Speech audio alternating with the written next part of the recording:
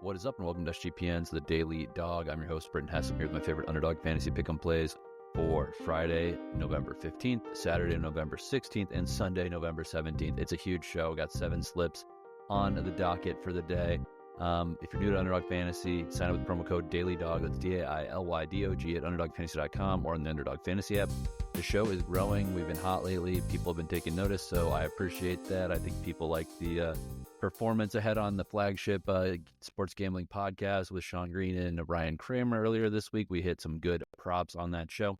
Hopefully, you can get on there again with those guys sometime soon. And let's keep going. And again, sign up with promo code DailyDog if you're new to Underdog Fantasy. It's the best pick'em and fantasy projection site out there. Some of you guys might be using another one that starts with a P. I use that one too. It's got good stuff about it. But on a daily, day-to-day basis, just to grind it in and out, Underdog is much better. You have so much more control of your picks. And also, they have way more promos and way better promos, in my opinion. So sign up with Underdog if you're not there. All right, we're going to get rolling into all these slips. Up first, just want to say shout out to anybody who entered my NBA slip late yesterday, because obviously I put it in early before I, do this show, which is very early in the morning on the East Coast. And that was before I knew that Kyrie Irving wasn't playing for the Mavericks. Obviously, Irving didn't play. Klay Thompson usage goes up, and he goes over 21.5 points, rebounds, and assists. If you waited, you could have got 22.5, and he had 22 exactly. So that slip won if you were a late to the game there. So shout out for the injury news going your way. Also on Thursday Night Football, we did hit one of our slips. We hit the slip we gave out on Wednesday. I give out Thursday Night Football slips on Tuesday, Wednesday, and Thursday. We had a 5.64x from Wednesday. So shout out to anyone who was tailing on those as well. All right, let's get to it. Tonight we're going Paul Tyson boxing match. This is just for fun. This is not the big money maker. This is literally just to have a sweat on that ridiculous, stupid fight card. I hope Mike Tyson wins. Spoiler alert. But let's start out with Neeraj Goyat versus Whindersson Nunes, a Brazilian YouTuber. Goyat is a real boxer. He's going up in weight. He fought at like 147 for the most part. He's up at 162 for this fight.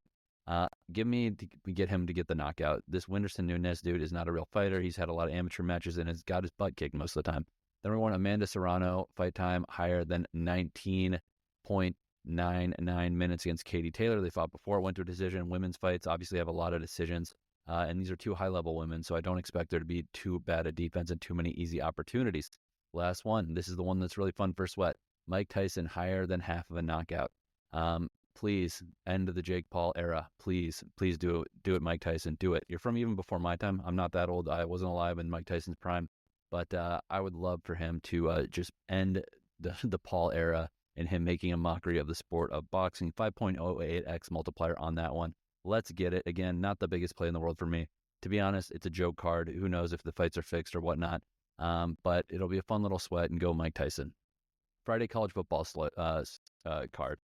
We are going to go with Avery Morrow, higher than half a rushing plus receiving touchdown running back for the Colorado State Rams. They are actually one of the better teams in the Mountain West, and Wyoming's defense stinks. This is another Craig Bullitt era anymore. Easy, low-hanging fruit. Avery Morrow, higher than half a rushing plus receiving touchdown here.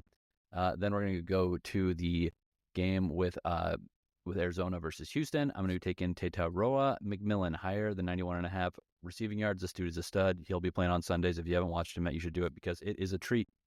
Last, Chase Garbers, higher than 1.5 passing touchdowns. This is the UCLA quarterback. They're going up to Washington.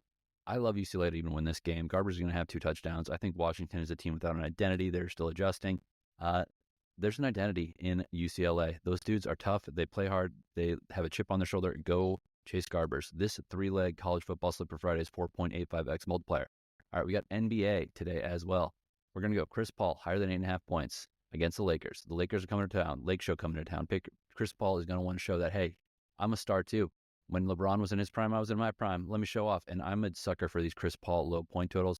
He doesn't even shoot in the first half. It's so mind-numbing. He might shoot 1 3-pointer in the first half and then call it good, and then maybe he'll, pick it up in third or fourth. I'm hoping because the Lakers are in town, he'll actually, try to take over a little bit earlier and kind of flex on some of his old buddies a little bit there. Higher than 8.5 points is just too low. His line should be 10.5 every day. If it's every time it's below 10.5, I'm going to take the over or the higher than projection. Next one, Trae Young coming back from injury, higher than 2.5 3-pointers made against the Wizards. The Wizards have 2 wins on the season. They're both against the Hawks. This NBA Cup game, they need to get their revenge. And Trae Young is going to hit 2 3-pointers here, coming off of an injury. Let's go, Trae. Last one, Anthony Edwards, higher than 3.5 3-pointers made in this game against the Kings. I actually think that the total's too low in this game. I think Anthony Edwards is shooting 3-pointers like a psycho right now. 3.5, very doable. 4.79x NBA slip for Friday. All right, keep on going down the card. Friday NHL, we get a little bit more crazy here. Every other slip that I've done so far has been a little bit conservative. So this one, I took a little bit more of a risk because there's 2 guys who I like to get goals. But we'll start out with a point prop or point projection for Troy Terry of Anaheim. They're facing Detroit. I just love the spot for the Ducks. I think the Ducks are going to win this game, and I think Detroit is a Jekyll and Hyde team. I think Troy Terry is the most talented guy on this Ducks squad. So let's see Troy Terry get a point here in front of a home Friday night arena crowd down in Anaheim, about an hour or so away from me. Maybe I'll go. I'm just kidding. I'm not going to go. There's too many sports to watch at home. All right. Then we're going to go Alex Ovechkin, higher than half of a goal against Colorado Avalanche. Avalanche defense and goaltending, terrible. Alex Ovechkin, old, fat, looks like he's a beer league hockey player. Still can score the puck. Give me Alex Ovechkin higher than half of a goal in Colorado at elevation. Lastly, Jack Eichel, higher than half a goal versus Utah. Also at elevation. Jack Eichel and VGK are really, really intense right now. They're playing pretty well in their last 4 periods played. And it's kind of a weird qualifier, but if you watch games, you hopefully know what I'm talking about. So really good stuff from Eichel, really good stuff from VGK. Utah got a big win against the Hurricanes earlier this week. Might be a little bit more of a down spot. I don't know if they can raise their level to these kind of elite teams at 2 games in a row. And I think Jack Eichel is going to get the goal. This is 8.53x multiplier. That's plus 753 in sports betting terms. That was Troy Terry point, Alex Ovechkin goal, a Jack Eichel goal. All right, let's get to Saturday college football. We had this slip last week. Let's do it again here. We're going to go Cam Skattebo, higher than half of a rushing plus receiving touchdown. This is the running back for Arizona State University. He looks like a character from Minecraft, if you've ever seen that game. He's just a big, blocky running back. He's got power and breakaway speed somehow. And I think that you can get some power over on any Big 12 team, including Kansas State. I think that's why the turnaround for ASU has come so quickly, because there's not really that good of defense in this conference, obviously, and there's not a lot of blue collar, physical teams. So a guy like Cam Skattebo can take over games. I definitely think he can get a touchdown in this game in the Little Apple, Manhattan, Kansas against K-State. Next, we're going to Dillon Gabriel, higher than 2.5 passing touchdowns against Wisconsin. Simply put, I think Wisconsin is going to lose bad in this game. I think that Oregon is going to cover the 13-point spread. That means they're probably going to be scoring, 21 to 35 to 38 points in this game. There's a great shot if they get into the 30s. Gabriel is throwing 3 passing touchdowns. I don't think the defense is very good for Wisconsin. They've been exposed in recent weeks, and they also got exposed versus any good team they've played this year. Their record is good against bad teams, and they get destroyed by any team with any sort of talent. Oregon has talent. Oregon's the best team in the nation right now. So give me Dillon Gabriel, higher than 2.5 passing touchdowns here. Last one, Jake Retzlaff, higher than 1.5 passing touchdowns. BYU hosting KU. KU has come on a little bit in the last few weeks. I'm a KU supporter. I'm not a KU fan, but I like them. I'm happy when they're good. Retzlaff, higher than 1.5 passing touchdowns at home. Provo at night. The dude gets it done for his team. He protects the ball well enough for his team, and he makes plays. He takes advantage of the receivers he's got, like Robertson. There's going to be a lot of points in this game, and I think that really, the scoring environment is going to really lend itself to Retzlaff having higher than 1.5 passing touchdowns in this game. 6.01x multiplier. All right, Saturday UFC. We also hit our Saturday UFC slip last week, so let's do it again here. We're going to go with Mauricio Hufi, higher than 0.5 knockouts against James Yontop.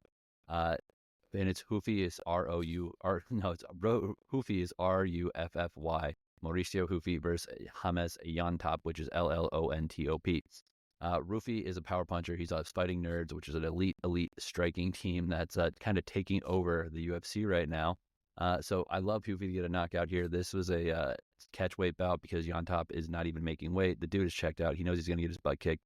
We're getting to see a highlight KO from Mauricio Hufi in this one. Next we're going to go to some heavyweights. Marcin Tybura, fight time lower than 8 minutes against Janata Deniz.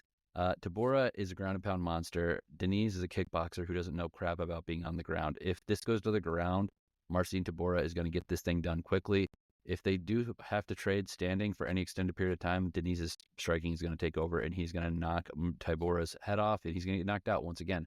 It's happened plenty of times. So there's so many finishing options for both guys in this fight. Well, they both have their own unique paths to finishing in this fight, and I think that they're going to be apparent very early. I don't expect a feeling out period. I don't expect a slow start. So lower than 8 minutes in this fight time. Last one, John Jones, higher than 66.55 fantasy points. I wanted to take a finish prop. If I take win via finish, it's a 0.7x multiplier, and it kind of kills our slip. And I think that, one, if he does get a finish, he's going to have higher than 66.55 fantasy points. And two, if this does somehow go to a decision, I don't imagine him not scoring 66.55 fantasy points if this does go to a decision. Jones, I believe, is going to win this fight. He's a huge favorite. I'm not exactly putting my neck out there when I say that. But Jones is the best to ever do it for a reason, and I think that he is going to put on a show and remind everyone why we miss him so much when he takes these breaks from fighting. This is a 4.98x multiplier. Last one, best for last. Sunday NFL. Russell Wilson, higher than 1.5 passing touchdowns against the Ravens. Have you seen the Ravens defense? Have you seen the Russell Wilson passing connection with George Pickens, with Pat Freiermuth, now with Mike Williams, the deep threat? He even throws Calvin Austin. He uses Darnell Washington, the other tight end. Obviously, Jalen Warren's a good receiving back. Cordarrelle Patterson's receiving back. Higher than 1.5 passing touchdowns. That flat multiplier is the deal of the day. And it's actually not even a flat multiplier. It's a 1.09x multiplier. So let's go to next. We'll go to Davante Adams, higher than half of a rushing plus receiving touchdown against the Colts. Back at home in New York, Aaron Rodgers loves Davante Adams. He's always looking for him in the red zone. This is kind of a get-right spot for the Jets. I don't know if their season's done. Maybe they'll suck, and maybe, it's all over. But even if it is all over, even if it's garbage time, that Aaron Rodgers is going to look for Davante Adams. He brought him over there for a reason. They're buddies. He shows favoritism, so he's going to throw him the ball. Last one, Xavier Worthy, higher than half a rushing plus receiving touchdown. Wide receiver for the Chiefs at the Bills.